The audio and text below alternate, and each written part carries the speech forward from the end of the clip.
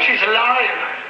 Alive! So, I don't know about you, but it feels like the Frankenstein world has decided to take the Kane from the WWE storyline and make it really... It feels like Kane's storyline is playing out in Frankenstein form. Or did he just have 100 years of loneliness to refine himself and up his I'm vocabulary? not talking about it, but no, hang on a minute. Is that what you're on about? No.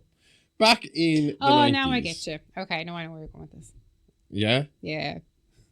So back in the 90s, Kane starts and he can't utter a word, right? Mm. Nothing. Then over time, they want to give him a bit more edge. They put him with D-Generation X. Mm. So he gets a little voice box thing, like, you know, like a cancer patient gets with like throat cancer. Yeah. And he can talk through that. And then suddenly he can talk perfectly, and now he's the mayor of Knoxville. For 100 years, Frankenstein has grunted at us. Barely been able to string a sentence together. And now, in the space of 1 year, the man is the most eloquent speaker on fucking in movies. But that's the way he was written, I am pretty sure. Pretty sure he was the perfect dead human being. But the only thing that was wrong with that man were that his lips were off colour, the way Mary Shelley wrote him. Okay. If people haven't noticed yet, I have learned how to do multi-angle functioning here. So he's having great we're crack. now We're here jumping at all three over the fucking... place. Well, I'm going to stop because eventually it's going to get ridiculous. It's going to be all over the fucking shop. So I'll only do it when we really need to do it. Boys and their toys. What did you think of The Bride? Fucking loved it. Loved it. Loved it. Getting a lot of shit. It's getting a lot of shit from men. Do you think so? Yeah, I've seen more men give out about it than women give out about it. I'm just saying it's a bit suspect that a lot of men are giving out about it. Considering it is hugely feminist. It's hugely feminist. But I don't think it's too feminist. No. I liked it. I felt like... Do you know what? I'm going to... There's a review. I have a review for it at the end of the show. I'm excited to hear it. And it kind of explains my thought process. Because I think it's really cool how we've kind of went from... If you look at Guillermo del Toro's Frankenstein, he's looking for a partner. He's trying to convince the doctor to make him a bride. But the doctor's refusing because obviously he feels what he's done is already an abomination. Yeah. And by the end of the movie, Dr. Frankenstein dies and the monster walks off into the distance, accepting his fate. And now we're 100 years later. He's still walking around the place lonely. And now he's still looking for someone to make bride. And I compare it in my review tonally to the Texas Chainsaw Massacre. Look at the first Texas Chainsaw Massacre, which was the 70s and was grimy and was dirty, and that's the way a lot of 70s movies were. And then look at the 80s, and suddenly it's neon-soaked fucking craziness, but still with the same story and same fucking idea. And I feel like this is the same. It's just aged with the times, you know. It went from classical times to the 1930s gangster era where everybody's having fun and going wild after, you know, before one war and before, or after one war and before the other. That nice sweet spot where everyone's happy. I enjoyed it. I loved it. I can't understand the hate for it. I mean, it's not really your typical horror movie, is it? It's more of a kind of tragic love story with the feminist twist on it. Yeah. And it is still it is horror. Oh, there's some, but it is by definition. Oh, yeah, it's horror. Obviously, yeah. Do you know because. And another question: can we now officially refer to Frankenstein's monster as Frankenstein? Can the gatekeeper stop with he's actually Frankenstein's monster? Because now he is in a movie where he is specifically called Frankenstein, where he is specifically called Frank for most of the movie. But if you want to be that gatekeeper about it and that correct about it, then it's not Frankenstein's monster. It's Dr. Frankenstein's monster. So if you want to correct people on it, correct people fucking properly. Frankenstein is the man's second name. Yeah, because Dr. Frankenstein is his dad. Yeah. So technically, Frankenstein is his surname, and that makes 100% sense. But because I hate that. I've always hated that. The correction on it. It's like, yeah, It's we like, know. But everybody knows when you say the word Frankenstein, you don't think of the doctor. You think of the monster. You think of the dude with the bolts in his fucking neck. Do you know what we should do when people start correcting us is turn around and saying, actually, you're wrong. His name is Prometheus. Yeah, actually, that's the name of this week's episode, The Modern Prometheus. Prometheus. Prometheus yeah. Frankenstein. It sounds very posh. And that kind of, it's Percy in keeping Frankenstein.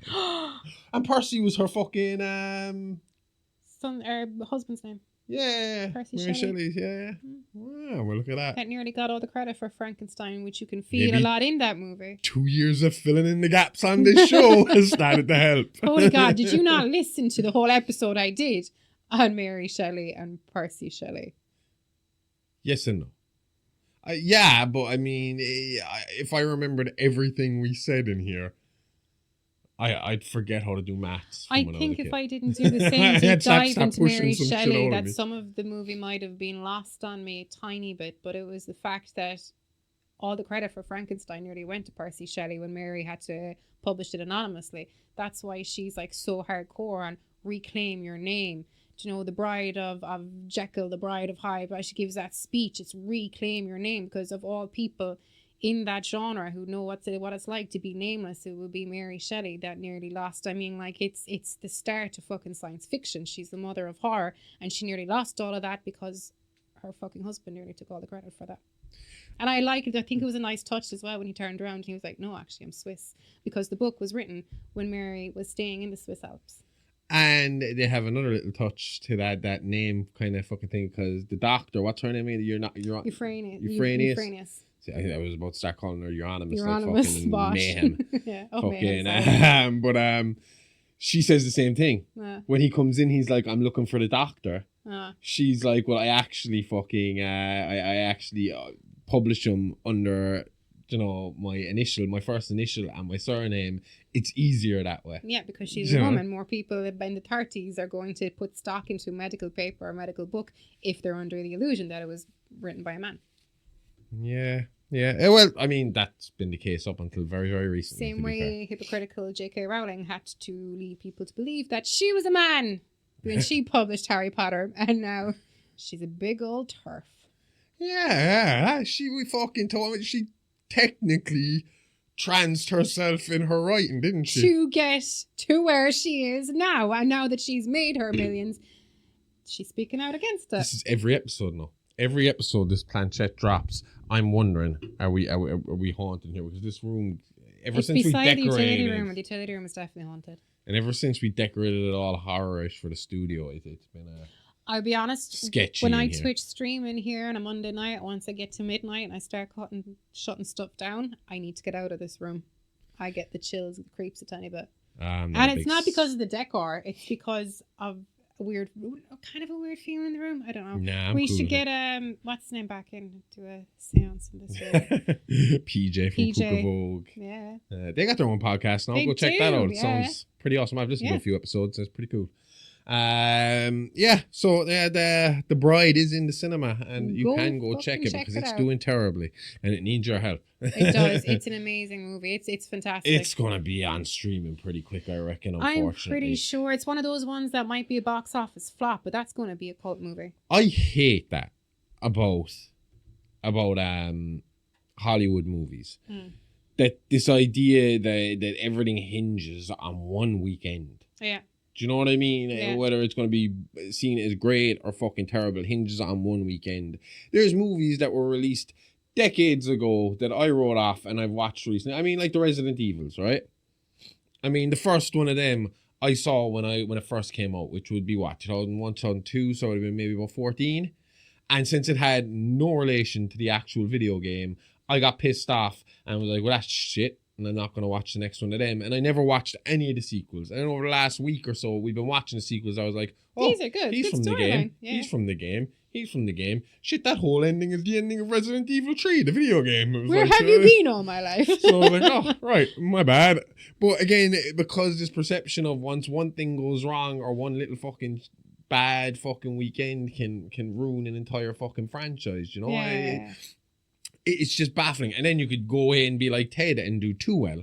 and just be too expensive to make, and they don't bother with you either. It's ridiculous. It's a very fine line. I think when you're looking at how a movie does, you're going to have to start paying attention, especially in the streaming era, of how it does later, not how it does one weekend in the cinema.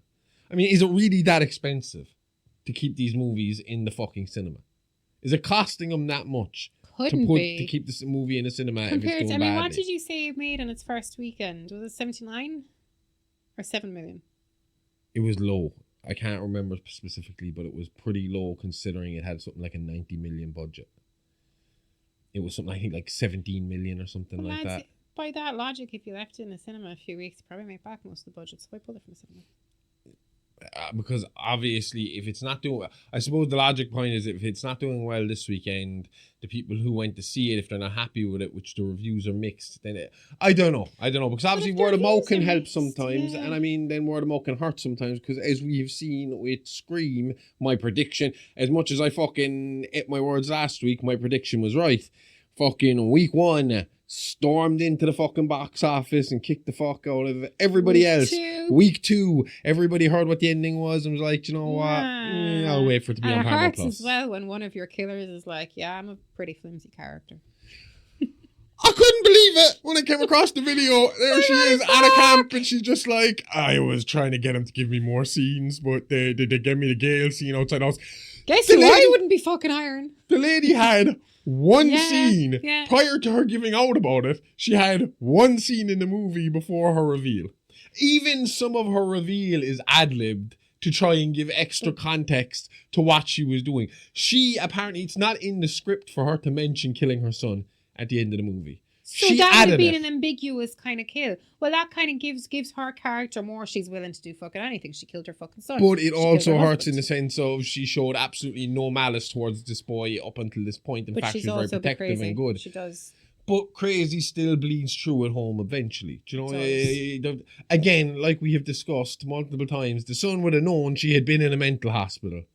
Yeah. Or would have known that his mother was missing from his life for a period of time and might have brought that up in fucking... Especially if you're a horror buff who is a stab fanatic, the same way Scream fans are Scream fanatics, the people within the franchise are stab fanatics, which means by being a fanatic of that franchise, you know the rules and you know who to look out for. So even the slightest, smallest, weirdest discrepancy about somebody is worth digging into. So if she is was missing for a portion of your life, your father was killed at some fucking point or died suspiciously, surely the boy would have been like, you know what? Mom's probably bad. Mom acts a bit crazy around the house sometimes, you know? But no. Can you imagine if she only had that one scene, it would have been shit on? Well, I mean, Marco only gets one scene before he unveils himself. But I mean, himself. Like, if every single one of the killers gets one fucking scene. Marco Davis, I think, is his name now. Well, at the time of release, the dude didn't have a surname. No, he's got a surname. So... But even the first Scream killer, even when he was unmasked, I'll be honest, until you pointed out who he was, I thought he was just kind of like a randomer. I didn't even realise that we had seen him briefly for 2 seconds in the coffee shop. Oh, the very, very first guy. Yeah, I keep forgetting there was 3 of them. 3 of them, yeah. Yeah, I can't even remember that dude's name. Shane. It was, it's a very American name, I think. Either way, I have read this week, for a fact, 100%, Kevin Williamson will not be involved in Scream 8. Not for any bad reasons, not for any negative reasons, but he actually put off, like we said last, or we're going to say soon. Did we talk about the Universal thing last week? See, can't remember one week from the other. He stated that he had to push off the Universal Monster Show to do Scream 7, and they gave him permission to do that. They were cool about it. But it also means because they want such a quick turnover for Scream 8 that he can't be involved in Scream 8 because he's busy with this Universal Monster thing. So that means Scream 8 will be written and directed by somebody else. Will Neve Campbell have a hand Please, Neve, don't write fucking Scream 8. Just be an actor, be a producer. Just don't write it. You don't watch horror. You don't like horror. Do not fucking write a horror movie for us if that last one is your fucking hand in the whole franchise. Do you know what I mean? Mm-hmm. It was underwhelming. I'm back on board with it's the worst of the bunch. Mm-hmm. Because last week I felt back. I was like, well, how could I fucking fight that? I can't fucking dispute numbers. Numbers are numbers. They did well in the box office, but the obvious second week drop off was huge. They dropped off by like 75%. Okay, that is massive. Do you know? Massive. And then, as well as that, if people hear that it wasn't a great movie, you're going to be pirating more because you're not going to want to pay for a bad movie. You're not going to want to come out of the cinema after dropping like 50 quid between everything, like, and coming out with a bad movie. But what was I going to say? Oh, yeah. I would happily trade, and as much as I loved the kill scenes in this movie, I would happily trade the inventive kills for more fleshed out killers and a better storyline. 100%. Yeah. Don't be listening to those stupid fucking focus groups. They don't know that unless the focus group is made up of long-term Scream fans, then what's the fucking point? Like, your focus group should be your demographic, surely. Like in your should be horror nerds. Yeah. Should be obsessive well, Scream fans. We can't say that they didn't have Scream fans or that they didn't have horror nerds. I have seen Scream fans, though, say this week that they really loved the movie because they were able to call the killers straight away. And I was like, why is that a valid point for liking the fucking movie? Like, I thought that's one of the suckiest things to happen was the fact that literally Anna Camp's first scene, I looked at you and was like, she's the killer. And you pretty did the same with Marco, like. You were like, what? I was like, she's the killer. She just said something that is dead obvious. She's the killer. And the thing she said that tipped me off straight away was, well, with my background, my abusive husband, I was like, well, she's the killer. Gone. That's her. Because it was so fucking close to the way Officer Bailey was fucking hinted at with the concept. And I don't know how that didn't dawn on me when we were watching Scream 6, that this dude's really... I mean, I started to click who the killer was, but at the same time, I didn't click the motivation for a long time. And then it was like, they both kept saying that they're like, him and his daughter, Quinn, they both keep saying, we have a dead brother. Mm-hmm. And I'm like, oh, you fucking idiot. Dead brother. I mean, fuck. How would I fuck this one up? Enough to like swerve that as well to kind of keep you guessing. But this was just too on the nose. I had an abusive husband. Now I don't have an abusive husband. And I was like, that's her. She's one of them. Yeah. There is killer number one. When Nev and Courtney Cox walk into the mental asylum, and it's the way that Marco looks at them, and it's not star-studded. It's that kind of gives the game away as well. Well, he was creepy. No, it wasn't creepy. It was like, holy fuck, look who I have here. And you can kind of, I think for me, that's what gave it away for me. He was too giving for a medical professional.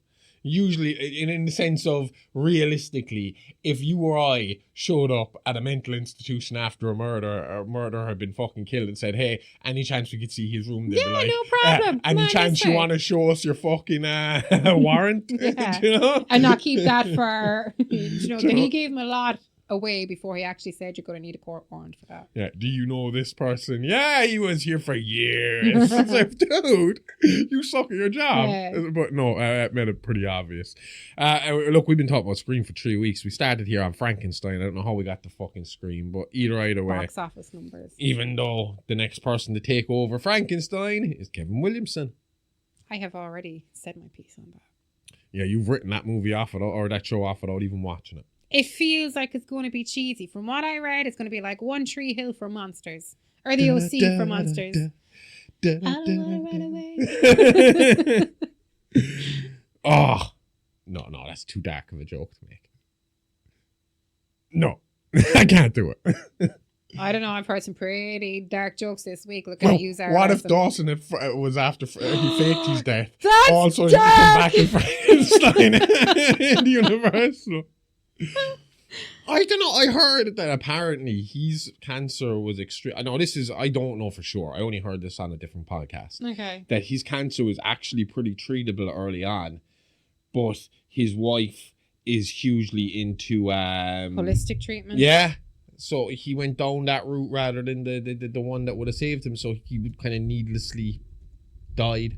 I'm just having a look here, Van. I'm not 100% sure on that though. So I mean, don't quote me. I will tell you. It's still sad that the man died. No one fucking. Well, it was colon cancer.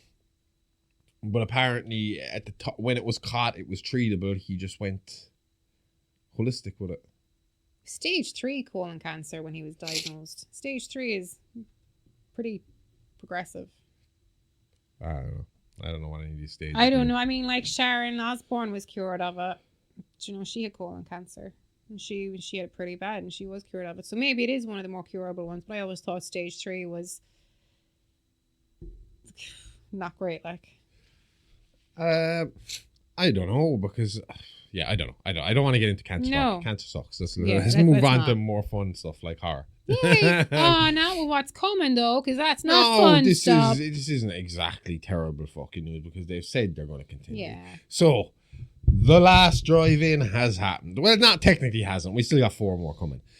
After nearly a decade on Shudder, the cult horror show The Last Drive-In is the dog. The dog is on his way in. Hello, Mr. Producer Dog. Yeah, just make your way in there. Sit up on that. Over here. Up. I gotta stand up and close this door. And Caesar's on camera. Say hi, everybody. Say hi, dog. If he get into his chunky costume, he would be perfect. You just chill there. Let us get this done, yeah? Good boy. Anyway, the cult hosting show, The Last Drive-In, with Joe Bob Briggs, is coming to an end. The surprise cancellation happened after the season 7 finale, bringing the regular run of the series to a close after 7 seasons and more than 200 episodes, movies, hosted on the platform since 2018. According to Joe Bob Briggs himself, the decision wasn't his. And he says Shudder never gave him a clear explanation as to why they were cancelling the show. Despite the disappointment though, Briggs said the reaction from the fans softened the blow and described it as the most joyous cancellation he's ever experienced because of the overwhelming support and messages that have poured in from viewers when the news broke. The show may be ending its regular series, but it isn't completely over just yet. 4 new special episodes are still scheduled to air on Shudder this year, including a previously announced special on April 24th, plus additional summer, Halloween, and Christmas specials that will keep the drive-in spirit alive a little longer. Briggs hinted also that the concept could continue in another form. I mean, well, let's face it, Last Drive-In isn't exactly his first time doing this. No, it's not. Mean, And Monster they've great scope with the Vision. Last Drive-In as well to bring it over into Patreon and just run it from there. But I mean, he did Monster Vision. Before Monster Vision, I believe he had a different one again. Yeah, but I don't know. I can't remember the name of that one. But Monster Vision, I believe, started with Penn and Teller. I think I said that before. Yeah. So yeah, there's interest from other potential partners since the cancellation news spread. If the idea Join returns, the Horrorverse network, Mr. Briggs. we already got Double Freak Show coming, and I finally figured out where to fit that in our timeline. So we'll get to that after. If the idea returns elsewhere, it may appear in a similar format, but possibly under a different name. With the weekly show ending, Briggs now plans to focus on several other projects. And he previously didn't have time for. So those include more live appearances, writing projects, and launching a horror production company. Well, writing was kind of where he started, isn't it? He was a reviewer. For newspapers. Yeah, but I'm pretty sure he was kind of pretty young when he started doing his reviews. I'm not 100% sure, to be honest with you. Okay. I just know he has got a few books. Some they vary. They're not all about horror movies. Okay. There's some about kind of lifestyles and stuff like that. I don't know. I haven't read them yet. Haven't had a chance. Been still doing that Stephen King binge. Excuses. Lady, I swore like last year that I was going to read every Stephen King book before I turned 40. I mean, has it happened? I stopped reading it about 2 months ago and haven't went back to it since. And it's not because you need a break sometimes. That's it. I had kind of burnt myself out because I had read like maybe 10 of his books, and then I was just like, this is a big one. And I kind of just kept having these nights where I was reading, but it wasn't coming. It just wasn't entering my head properly. So I just gave up and started watching documentaries for a while, and then I'll go back. I've started going back to it this week. I did read a little bit of it this week again. Okay. But the other problem is, when I read, sometimes that stops sleep from happening because I get too glued in. Too sucked in. See, if that was me, I'd just cock on the tablet. That happens, but it's like It's like I'll read a little bit and I'll know my eyes are going, but then I'm like, oh, the end of that chapter was really fucking good, and then I'll end up going into the next one, and then I'll start falling asleep, and the next day I have to reread everything that I tried to read. Yeah. It's essentially the same problem I had with Ted season 2 last week, where it was like, I'm falling asleep, I'm getting tired, my eyes are hurting. You watch most of the season without me. Oh, well, what would happen is I'd like start the episode, then decide about like halfway through, like, I'm starting to get tired, so at the end of this episode, I'm going to go to bed. And then they get super fucking hilarious. I'd be laughing my ass off, and that would wake me up again, and I'd be like, I'm ready for another one more. And I'd be like, but after this one, I got to go to bed. And then halfway through, I'm pissing myself laughing again. It was fucking awesome. I'm hoping the cartoon is as good as the TV show, but I can't. I can see it being funny, but I think the live action side of it is like the ridiculousness of the live action scenario is what kind of bit. For me, it. I love watching his cute little butt when he walks, the way it moves and he waddles around. It's like, oh, come here, I squeeze you. Oh, my favorite's when he's running. When he's running in a panic. Anyway, so where was I? With the weekly show ending, yeah, I've said all that already. One thing that isn't changing is his partnership with Darcy, the male girl, Diana Prince, who has been a key part of the show's success. Briggs emphasized that Darcy will be involved in whatever he does next, crediting her as a major creative contributor who helped shape topics, guests, and movie selections for the series. Despite the abrupt ending, Briggs says he has nothing but appreciation for Shudder and the fan base that support the show. Over the years, the series built a tight-knit community known as the Mutant Family and even helped raise over $1 million for charity through its holiday specials. I loved seeing that in the holiday specials, and even the way Joe Bob talks about the charities that are being donated to in each special. He's just a very nice, loving man. Like, it's the way he comes across. Like, and the charities that he chooses are fantastic charities. Well, they seem to be charities that are important to him. Yeah, you know, very fucking animal charities, stuff kids. like that. Lady, you're pulling stuff all in. Last week she's dropping lights. Right. This week she's I'm not. I can't have you on set at all. This This is around though, and I'm trying to get used to my setting again. Sit straighter, tits out. I gotcha. Oh, you meant you. Okay. So, are we all ready for the Ghostface Rabbit? Maybe. The voice behind one of horror's most iconic killers is joining the twisted fairy tale universe of Winnie the Pooh, Blood and Honey. Roger L. Jackson, best known to fans as the chilling voice of Ghostface in Scream, has officially joined Winnie the Pooh, Blood and Honey 3. Nice. Jackson will provide the voice of Rabbit, one of the new characters being introduced in the third film. The movie is part of the growing Twisted Childhood universe, a low-budget horror franchise that reimagines public domain children's characters as violent monsters. Now, I'm surprised at this because I thought the next movie after Pinocchio was supposed to be Monsters Assembled. It was supposed to be the Maybe there was a spanner in the works somewhere. Maybe they wanted to expand on it because they are bringing in extra characters into this Winnie the Pooh, so it means that there's extra characters available. Is that what you're saying? Oh no, Monsters Assemble was different. Sorry, It was just going to be their Avengers, Sorry. with a bunch of monsters. You know, it was going to be who we have already, basically. Yeah. You know, so by introducing more characters here, does it not give them bigger scope then for Monsters? No, I get that. I just sorry, my train of thought went funny.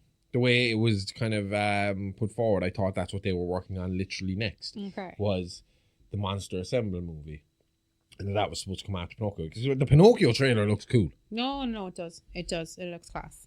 I'm looking forward to that one. Yeah. Yeah. It looks creepy. Now you want to talk about trans. Pinocchio. Nice wig. And I knew he'd be using that nose to kill people.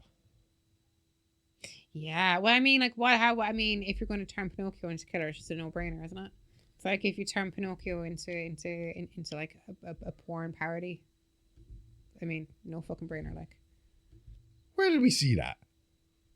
There used to be a joke dirty joke that I wasn't allowed to hear going around about it when I was like a kid that I heard about him and Snow White and somebody else and somebody sitting on his face and screaming, lie, motherfucker, lie. But it was one of those texts, you know, that our parents be sending around. You know, when mobile phones were just a thing. And I remember seeing it, but that's the only... Was there not a scene in the Amityville Vibrator with some weird kind of doll fucking thing? I can't remember much of the Amityville Vibrator. I remember that particular scene because it was weird. did. not that the whole movie wasn't fucking weird. But you're right, there is more characters coming into this version. So the script has been written by cult genre filmmaker Richard Stanley, who did Hardware and Color Out of Space, and the film will expand a roster of twisted 100 Acre Woods creatures alongside Rabbit. The movie will reportedly include heffalumps and woozles. I've heard of heffalumps. What's a woozle? Woozles. He's a weasel. Huh? Weasel. He's a weasel. They are weasels. There's a few woozles. There's also a few heffalumps. So obviously heffalumps are elephants and woozles are weasels. Well, obviously heffalumps are fucking elephants. I mean, obviously. Well, if I said to you, what animal does a heffalump sound most like? What would you say? Yeah, I suppose so. I Elephant. I can't think of any other animal ever that sounds like heffalump, only than an elephant. Yeah, okay. All right, I'll accept and that. woozle, it's just replaced the yeah, that's an obvious one. Casting for the sequel includes George Drogo as Winnie the Pooh, Eddie McKenzie as Piglet, Louis Santer as Tigger, Marcus Maisie as Owl, Carl Stannis as Rabbit. I assume that's the body of Rabbit, not obviously because we just said the voice is going to be Ghostface. With Josephine Blazer leading the film as a character named Momo. Oh, I really hope it's not Momo. The meme? Yeah. I don't find it creepy. I just find it annoying. Yeah. I have no idea. I haven't looked that up, to be honest with you. Okay. The third film will continue the escalating carnage and the dark reimagining of the 100 Acre Woods. According to the early teases, even though the original killers were seemingly defeated, something in the 100 Acre Wood refuses to stay dead, hinting that the massacre is far from over. I just hope that they kind of ease up on the Freddy Krueger-ness of Tigger. Yeah, Tigger he doesn't need that. And he wasn't even full fucking Freddy Krueger. He was more Scary Terry from Rick and Morty. I'm coming to get you, bitch. Yeah. You know, there's a lot of that shit. The sequel is also building towards a much larger crossover event in the franchise. Poohniverse Monsters Assemble, a planned crossover movie bringing together multiple twisted childhood characters from the expanded horror universe. I don't know how you fit Peter Pan into all this, because that movie, that movie felt a lot more grounded than the other ones. Peter Pan did? I mean, they have the trap door, isn't it? That kind of brings me into completely different. I found that kind of magical about it. Not magical, but less grounded. Yeah, but you don't know the schematics of the house. That could have been an easy fucking way in, you know? Like, it could have just been fucking a part of the house. It could be on a higher level in the house. So. It could be a fucking crawl space. I think that was not paranormal, but, you know, yeah, I suppose kind of paranormal. I don't think that was bringing him into it. It's literally the only other fucking paranormal part in the whole movie. The rest of the movie is basically he is keeping Tinkerbell drugged up to her fucking tits. That's his Neverland, though. Like, do you know what I mean? When they go off, they go flying to Neverland in Peter Pan. I think it's more of an opposite way of not flying, but you're going down into the ground. Like, I think it was an actual... That movie was all about fucking him and drugs. He was drugging these people. No, they didn't really specify what he was doing with the children. I just thought that place was the equivalent of his Neverland. Not that it was Neverland. What place? The shitty little like rundown looking fucking childcare room with the fucking paintings on the wall. Like, yeah. That was just a room, though. I know, but because, I mean, you can't make it an expansive still more grounded fantasy. Okay. Then a bear coming to life, a stuffed bear, a teddy bear coming to life and killing everybody with his pig, rabbit, and old friend. And then there was the tragedy of the donkey that killed him. What's the donkey's name again? Eeyore. He killed himself. Did he kill himself or get killed in it? His grave is in the second one. I know that. he is very much a character that does have the potential to kill himself, but I don't know how he died. I forget. Poor Eeyore. Poor Eeyore. The Gangster, the Cop, and the Devil. The horror powerhouse James Wan is stepping behind the camera for a new project that blends crime thriller and serial killer horror. Wan has signed on to direct and produce an English language remake of the 2019 South Korean film The Gangster, the Cop, and the Devil for Paramount. The original movie, directed by Lee Wan-tae, became a cult hit thanks to its brutal premise and intense cat-and-mouse storytelling. The plot centers on a mob boss who survives a vicious attack by a serial killer, only to form an uneasy alliance with a determined police detective so they can hunt the killer down together. Their partnership is built on mutual hatred and competing motives, leading to betrayals, gang conflicts, and escalating violence as the investigation unfolds. One major piece of continuity is already confirmed for the remake. Ma Dong-seok, who is also known as Don Lee, which is a much easier name to say. I should have just went with that. He starred in the original film and is widely known to horror fans from Train to Busan. That's who he is. Okay. He's set to return to play the same gangster character in the Hollywood version. Okay. The project marks Wan's first time directing a film since Aquaman and The Lost Kingdom in 2023. He's pretty much kept himself busy though with, everything else. Yeah, I mean, he what's Atomic Monsters, his thing, isn't it? Yeah. And they have Saw, Insidious, The Conjuring, and he's brought all those modern franchises into the world. Even though, see, people fucking make it out like, I mean, here we go. Well, for me, Saw is the only one out of the three of them that I would consider as hardcore. But James Wan's name is kind of synonymous with like torture fucking. Yeah, because of Saw. Yeah. But just because of Saw. I mean, Insidious, again, I didn't bother watching for a very long time, and then you were like, you should watch it.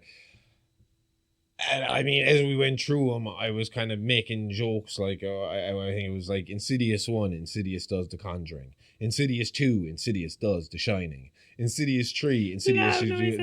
Bricks movie. Loud noises! I think Insidious 4 was my favourite. I can't remember. I fell asleep for that one. I can't fully remember, to be honest with you. And then Insidious 5 is where they're older, yeah? College one. That one was okay. Yes.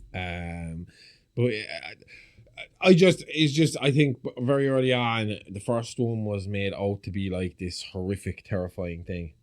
It's only because, like I said, if people remember the lipstick or demon jumping up behind Patrick, or appearing behind Patrick Wilson, and that, in your defense, it wouldn't have been as scary if it wasn't the loud noises the minute he was shown on screen, because it's kind of quiet, it's talking, next thing he's just over Patrick Wilson's shoulder, and it's like really, really loud for a second when he's shown, and then it stops again, and it gives you that jump scare. It gives you what it needs to give you a jump scare. Like if it just cut to Patrick Wilson and they were still talking and there's this funny looking thing looking over his shoulder, that's not scary in itself. It needed that's scarier behind it. No, but not the way it was shot. I understand how it would be scarier, but they would need to do it more subtly. I prefer the more silent scares and that kind of thing. I think it's more unsettling when the director isn't telling you, be scared now. No, I think what's actually scarier in Insidious, the first Insidious, more so than that demon behind Patrick Wilson's shoulder, is when she's out doing the washing and that cute little kid with the baker boy hat is just dancing to tiptoe through the tulips in the sitting room. And even though he's a happy little chappy to the kind of like a happy feeling song, that's creepy as fuck. 100%. That's creepy. Way fucking creepier than Darth Maul showing up behind you. Because that was my first reaction as a Star Wars fan. I was like, oh, Darth Maul! I was doing he used to brush his hair. Doing that Leonardo DiCaprio fucking meme. Pointing at the TV. Darth Maul! What's he doing here? But yeah. And maybe the Conjuring thing was just there because I saw more of the Conjuring than I did Insidious since I kind of bought it. And then obviously we had the same lead actor in both fucking movies. I would say, though, the But first she- Conjuring is far scarier than the Oh, first yeah, Insidious. yeah. But it was the only scary one. It was the only scary one. Scared the shit out of me, but it was the only one that scared the crap out of me. It's the clapping. It's the clapping. That was perfect. That lended so much, gave so much to the movie. The clapping in the dark and then the clapping back from the wardrobe. It's fucking terrifying. 100%. But I think what fucked it up when it went into the sequel was a lot of people already know the Enfield story. So changing When you the don't go Enfield with the story, yeah.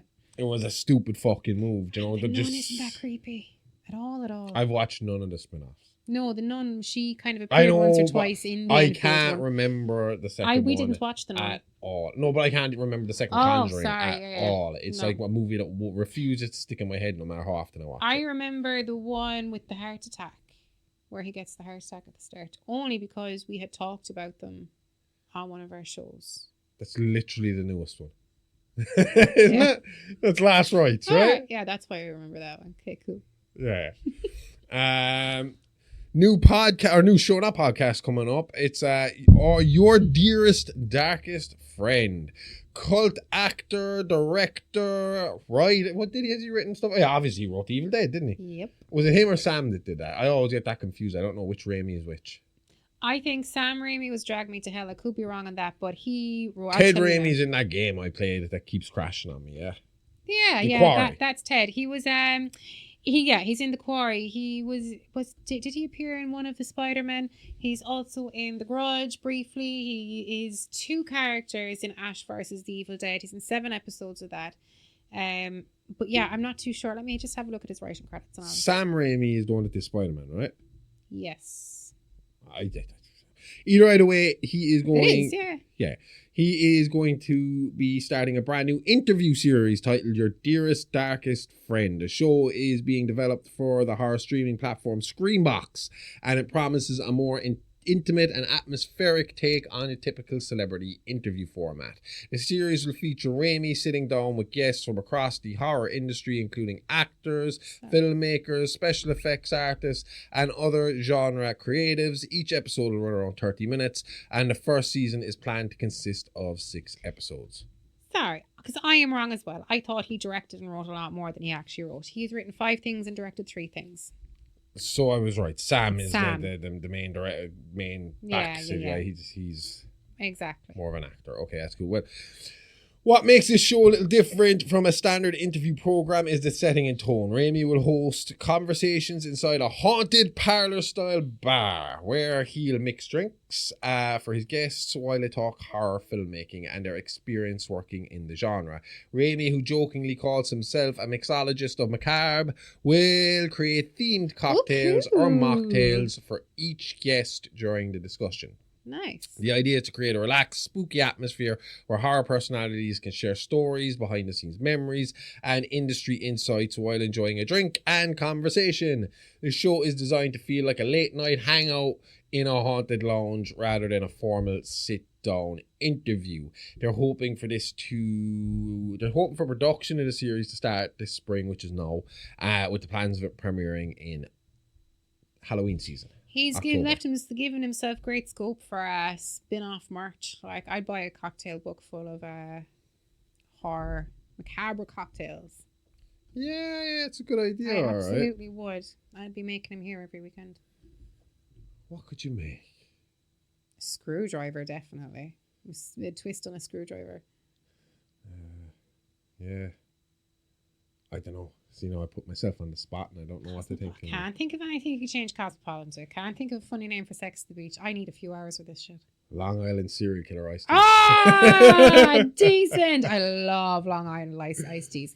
First time I ever drank one, I didn't know what was Give in me it. one Rex Huberman, please. So easy to drink when I was on the fucking floor. It was nearly identical to Marge, being honest. Is it that because it's super strong? Yeah. There's like 4 or 5 different spirits in that, and they're very. It's a really, really nice drink, and you could just sip it like you could sip like Sprite or 7-Up. When I went, very fast. Yeah, those tasty They're deceiving. cocktails are never good. No. Never ever good. Okay, up next we have terrible news. Yes. Terrible, slight. Well, Awful slight. I news. mean, it's good in the sense that it's not going to kill him. Legendary horror actor Bruce Campbell, speaking of Evil Dead, best known for playing Ash Williams in the Evil Dead franchise, has revealed that he has been diagnosed with a form of cancer that is treatable but not curable. I wonder, would that be leukemia? You can cure leukemia. I mean, I know Roman Reigns says he has it forever and Yeah. that he has to take oral chemotherapy forever, or he takes tablets. Yeah, that's yeah. It could be leukemia. I know that some skin cancer, unless I'm wrong here, is treatable but not curable.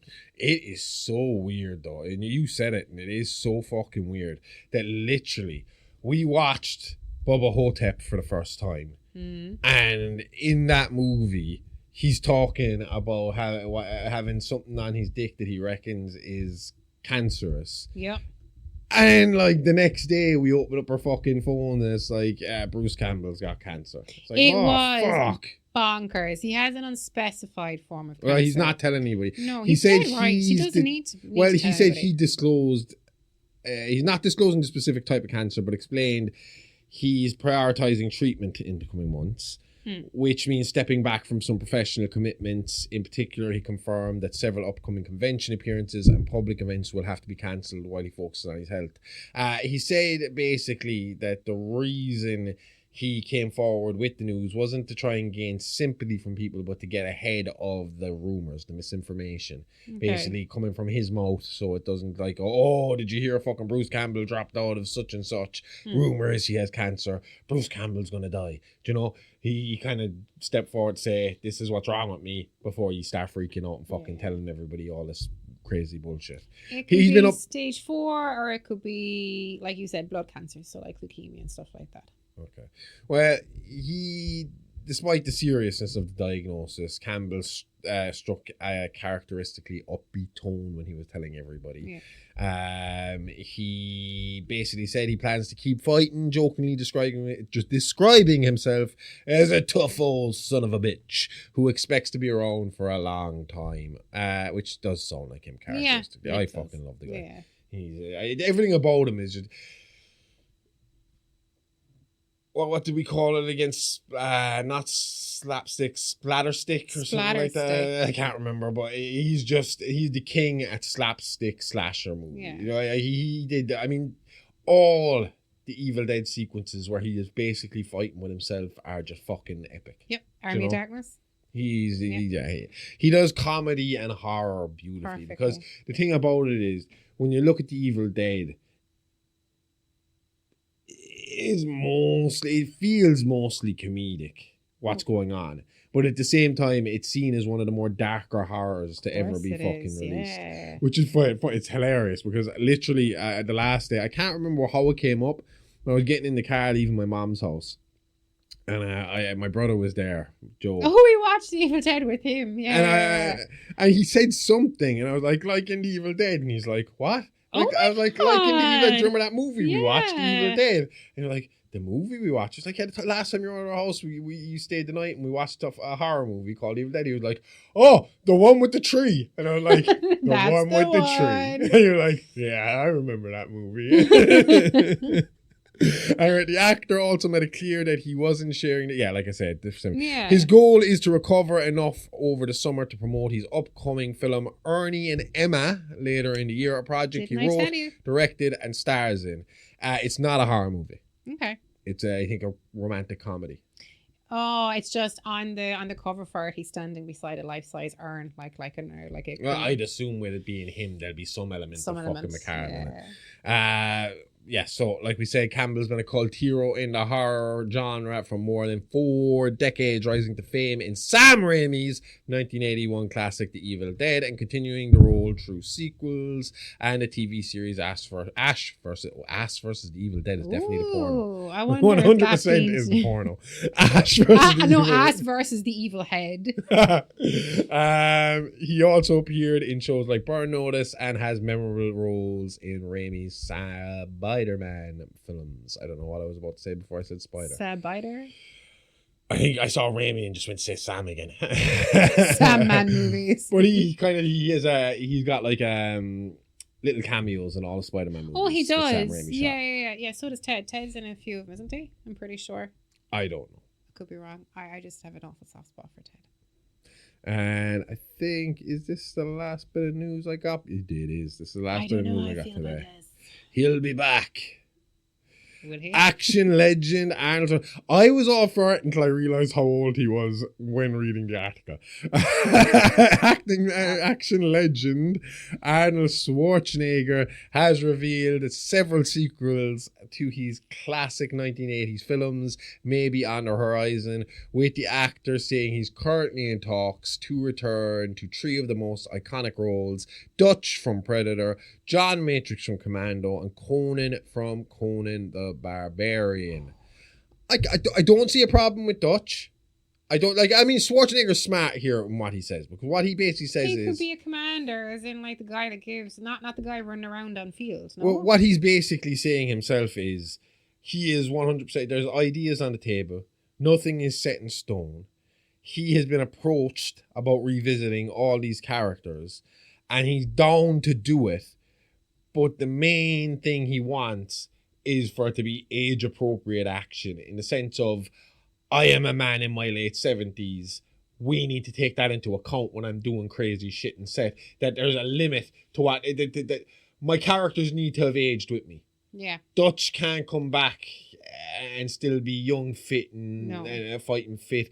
The most likely one that makes sense is the Conan the Barbarian one, because it's going to be it's one that's been talked about for years, and it's called King Conan, and the story would follow an older version of the warrior king who has ruled for decades before being forced back into battle after losing his kingdom. The film is expected to lean into the idea that Conan is an aging legend facing one final epic battle with monsters, magic, and large-scale wars. At the same time, Schwarzenegger says discussions have been happening to bring him back to Predator as Dutch, the soldier he played in 1987. Director Dan Trachtenberg, who has revitalized the series with newer installments, has reportedly expressed interest in finding a way to bring him back in future films, which he kind of already started with the cartoon. With Killer Killers, at the end of Killer Killers, you see that the people who have defeated them over time have been cryogenically frozen and kept by them. Okay. Including the girl from the Prey, Danny Glover, and Arnie here. And then the other project is Commando. I've never seen Commando. Never seen Commando, but I've never seen Conan Barbarian either. I half-arsed watched the first one.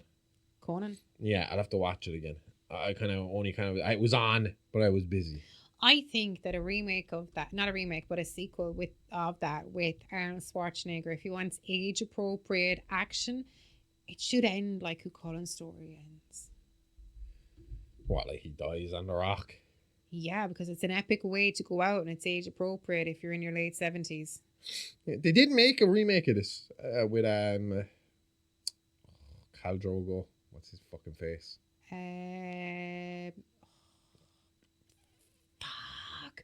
How come his name is always on the tip of my tongue? I can picture it. I'm going to have to look this up. This is absolutely shocking. See, this is what happened to me every week. When you look at me and I'm like, I can't remember a name, it's ridiculous because it's an obvious name. JM. Jason Momoa. Fuck me. See, so I'm saying it comes to me instantly. It's just like a brain fucking fog. It takes over and I can't remember. Anyway, like I said, Schwarzenegger is now in his late 70s. He says he's open to returning to these roles as long as the stories make sense for where the characters and he himself are now in life. The goal will be to create age-appropriate action films that revisit these legendary characters while acknowledging that decades have passed since audience first met him. So at least he's being sensible about it. But I will say, when I saw the words late 70s, I was like, oh yeah. I mean, anybody I know in their late 70s struggles to get out of bed. Yeah, but then on the flip side of it, Josh, how old is Lou Ferrigno? He has to be late 70s. And that was a good movie last night. And he played the character well. And he still looks well. I mean, his arms were fucking massive. Massive. Well, he's the fucking Hulk. I know he's the Hulk, but I'm just saying, for a man in his late 70s. Yeah, Ferrigno would have to definitely be be in in his late his late 70s. I mean, 70s. he was in his prime in the 70s. Yeah. You know, late 70s, early 80s, I Yeah. suppose, is when the And I Hulk mean, was he'd be the one age of Schwarzenegger. Schwarzenegger won Mr. Universe, has to be in 60s or the 70s. So they both have been in their prime in the 70s. Oh, yeah. I mean, The Hermit was awesome. Oh, I love The Hermit. I knew it. What you did call- I say yeah, to you you? I called was it, like, yeah, I do yeah, not yeah. trust that. Yeah. I won't say hold it. You kind of figured out something was amiss fairly early in the story. I don't know what kind of clicked to me was the way she was talking or something she said, and I was like, might be a detective. I'll be honest, Joe, I was just sitting there watching it thinking, motherfucker, I can't touch off of this story for at least a year or two. Why? Because we've went fucking 5 weeks talking about a cannibalistic fucking family in the backwoods of nowhere. I can't go in with another one.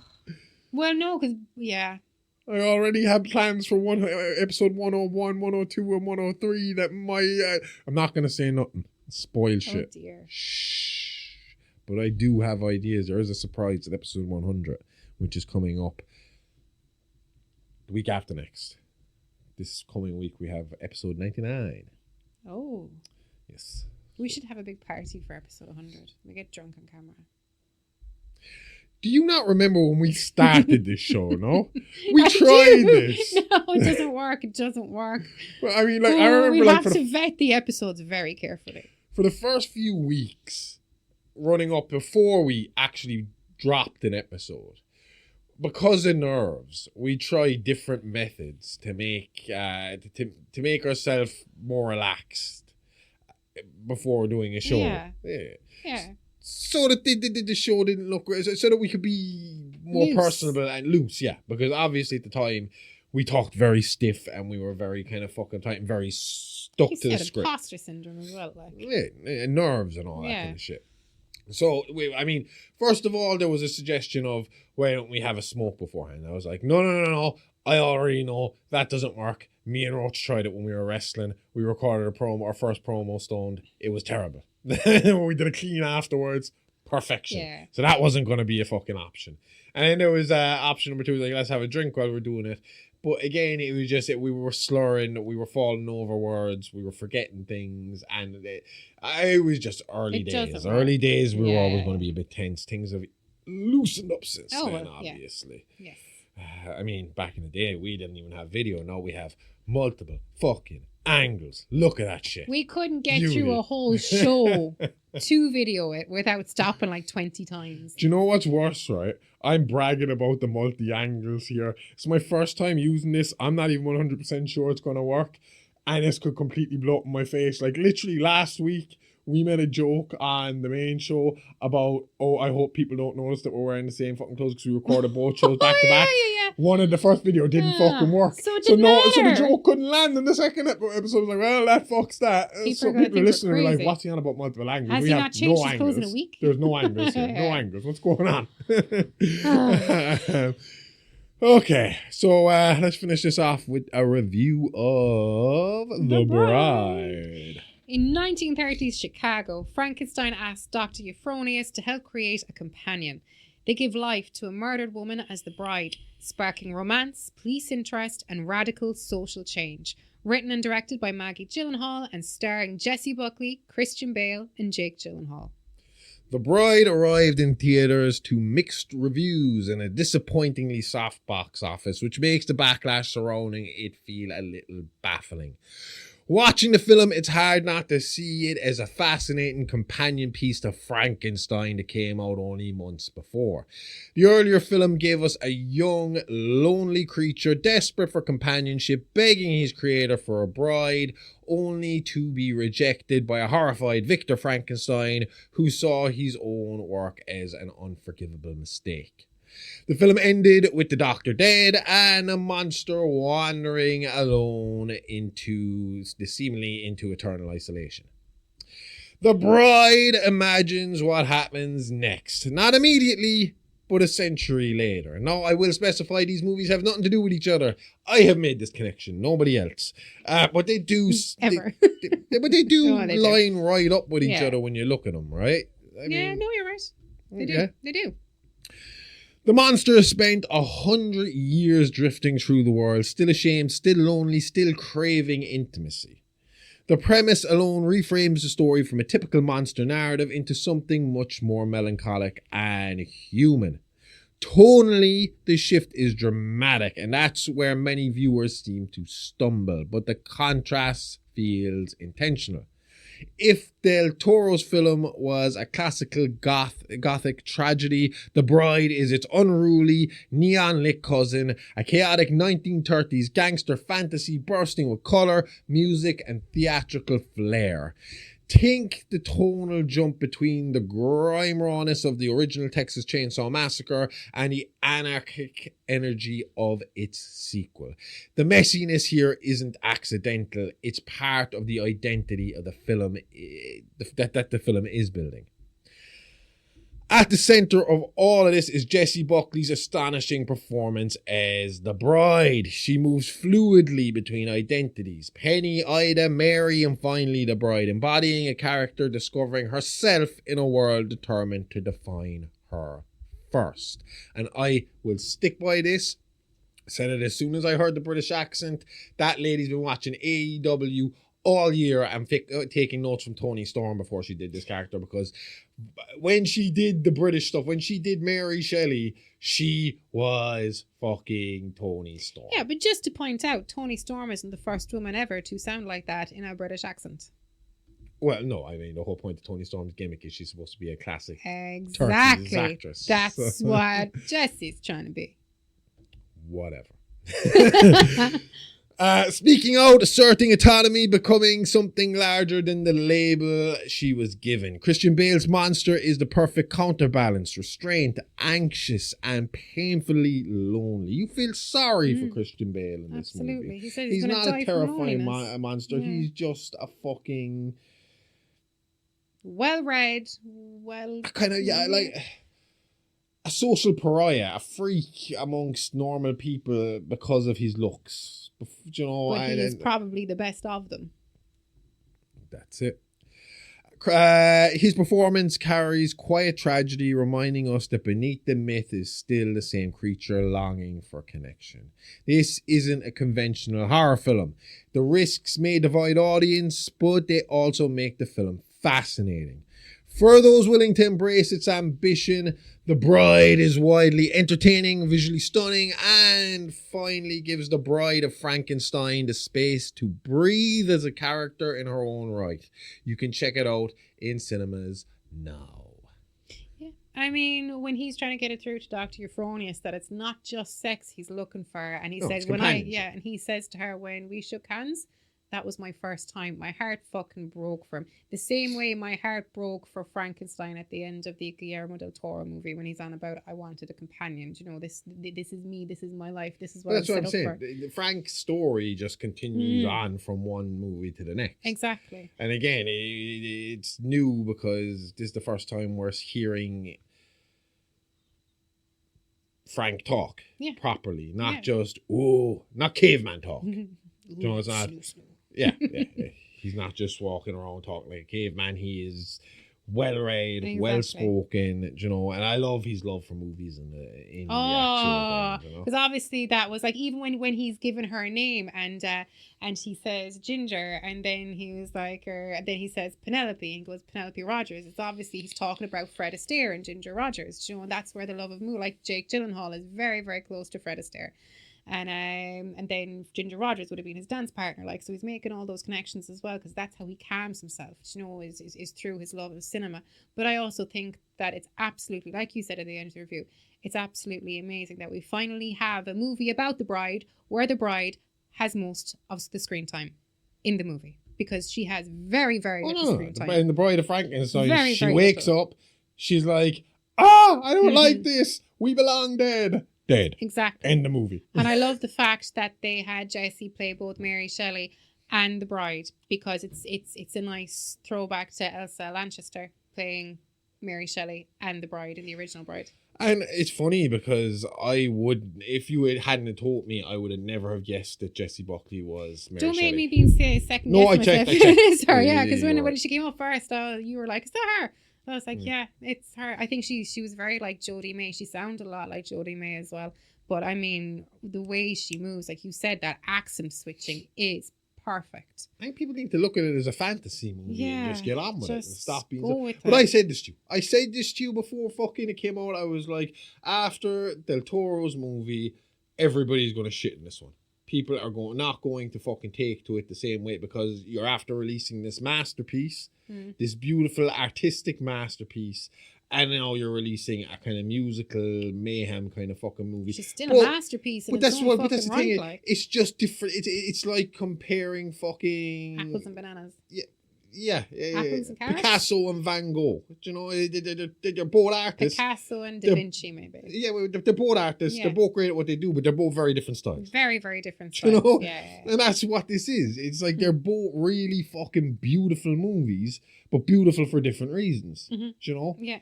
Del Toro's got this classic gothic beauty about it, whereas this has that fucking colourful, cinematic, fucking big fucking. See, I think people need to pay attention to the fact that he says, I have been lonely for 100 years. It's 100 years after the man has been made. Mary Shelley died in what did we say, 1840, 1850? He has been wandering the earth for 100 years. He says to Dr. Euphronius that it's urgent. He is going to die of loneliness. He's never even shook hands before.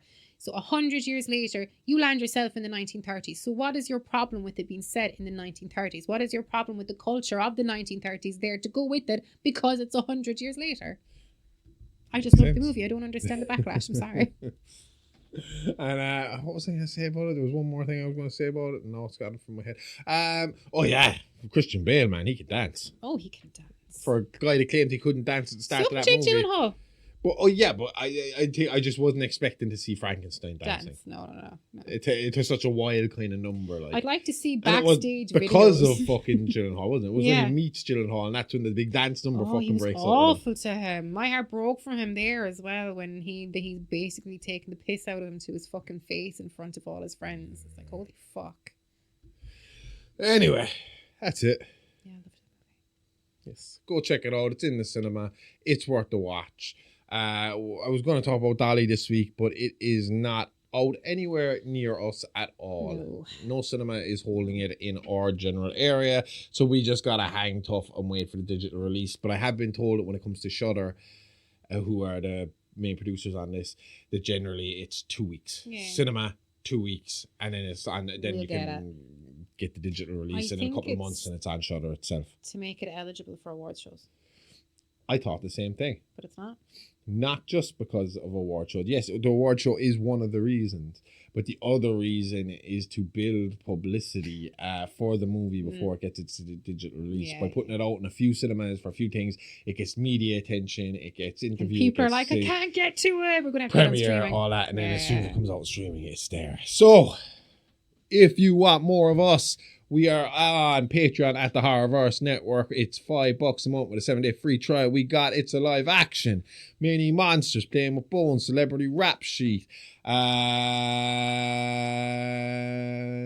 Real Talk with the Doctor. Yes. And this week we're going to have a special Real Talk with the Doctor, and it will be free on Spotify. I have an interview to do.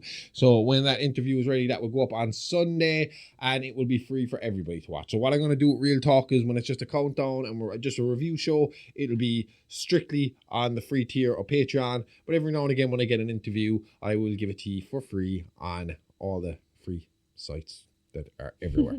Video on Spotify and Patreon, and audio everywhere else. And you can catch Amy Rose on Twitch every Monday 10 to 12 Irish time. I'm hoping it's still Monday this week. Amy Rose 9. Why wouldn't it be? I'm still up to watch the Oscars the night before. You'd be fine to be playing video games.